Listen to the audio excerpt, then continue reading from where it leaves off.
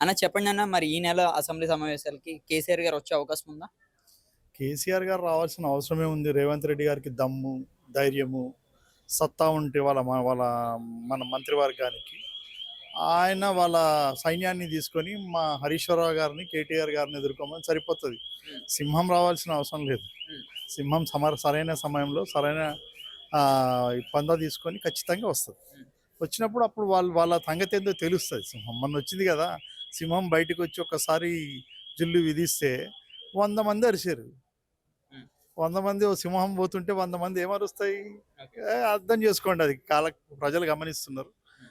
మనం కేసీఆర్ గారు రావాల్సిన అవసరమే లేదు. కేసీఆర్ గారు వచ్చి ఒక ప్రెస్ మీట్ పెడితేనే వాళ్ళు 10 మంది రోడ్డు మీద పడి మొత్తుకుంటున్నారు.